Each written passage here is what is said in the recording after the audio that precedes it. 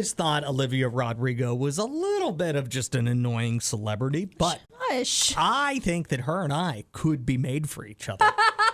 Based on a question that she asks people on the first date with them. She'll ask dudes this question, and depending on how they answer, that determines whether or not she goes out on a second date. The biggest red flag, okay, this is a very oddly specific question that I ask guys on first dates.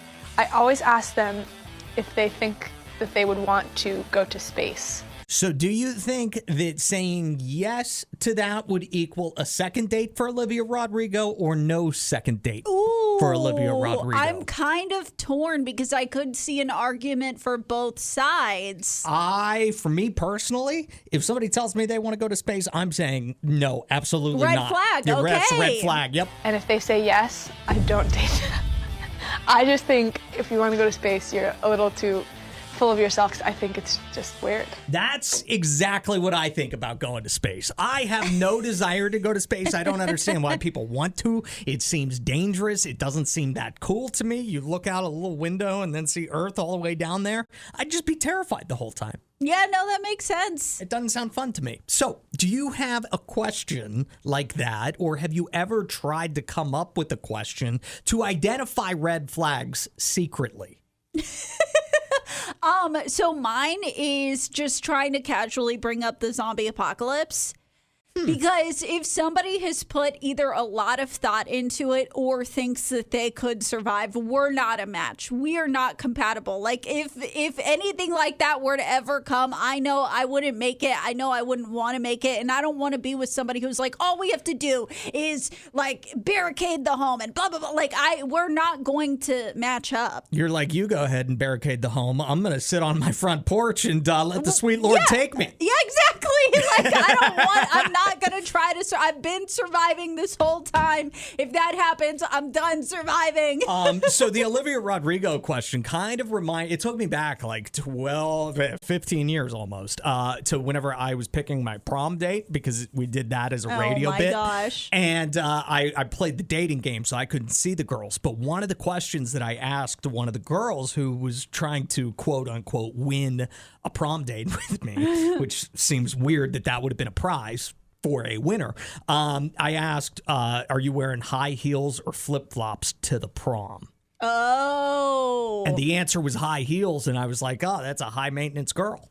Well, I mean, you would wear heels to the prom. I wouldn't say that makes you a high-maintenance girl. It seemed high-maintenance to me. Still picked her, though. Still picked her, but that was the only matter.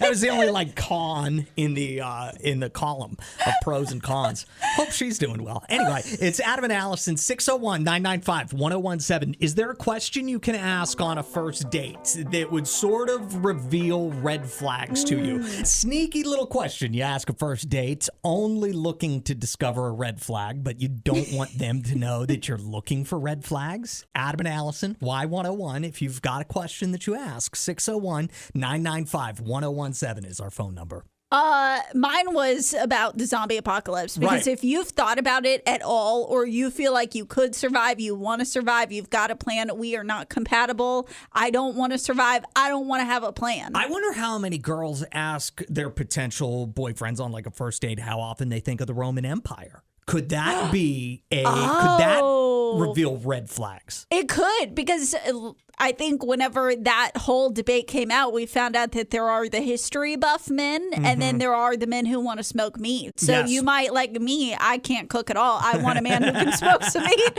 Like, you need to be able to cook.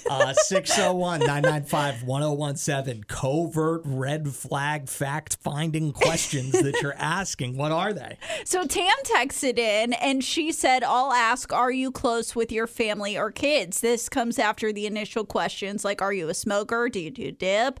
Married? Girlfriend? And so I was curious because it's like I could see both answers to that being a red flag. So which one is it, if they're super close or if they're not close at all with their family? She says, I'm very close with my family, so I've found that it's important. Otherwise, they're not going to understand a close-knit family relationship and jealousy comes into play.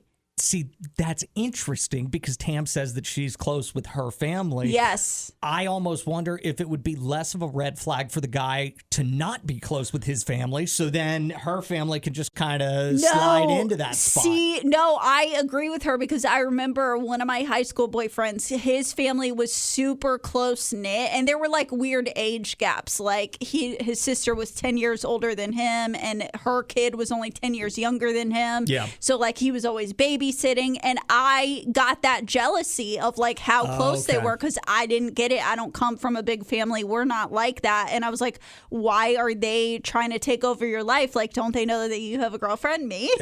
So that kind of reminds me of something. I was doing like an Ask Me Anything segment or something on my show years ago, and I was dating this girl, but not for very long. It was like a couple of months or something. Somebody called in to ask me the question, and they would win if I refused to answer it. If I was on a sinking boat with my girlfriend and my mom, who I would save, and I could only save one, without even thinking, I said, my mom. Did she dump you immediately? I don't know, but like 4 or 5 people called immediately and said, you shouldn't be with that girl. Like, you should just end things with her. Like, I mean, I didn't even think about it. I didn't even consider saving her. You should at least be like a little stressed, like, well, this might be the love of my life, but that's my mom. Like, but you were like, no, she can figure it out. I don't care. Yeah, start swimming. Like, Bailey DM'd us on the Adam and Allison Instagram page. I always ask my first dates what's their opinion on the bear versus man argument. Oh, that's it's so very smart. telling. That is so smart because if you'll remember that whole debate, people were asking women who they'd rather be alone in the woods with, a random man or a random bear, and just kind of seeing like, you know, sometimes the idea of a random man is very intimidating, very scary. She says she won't necessarily send the guy packing if they have a good explanation for either one, because like I could see if a guy was like, well, of course I'd rather be alone in the woods with a man than a bear, because would that maybe signal to you that they don't understand what there is to be afraid of in guys, so they're probably not a predator guy themselves? Well, but I think what she might be tricking them into is, are they willing to have an open discussion about this? Because I'm not interested in the guy who's like, well, obviously a bear, but then he's not willing to have a conversation with me about it. It's like, oh, so you're pretending to be a feminist. You're pretending to care about women. I don't want to be with you. Gotcha.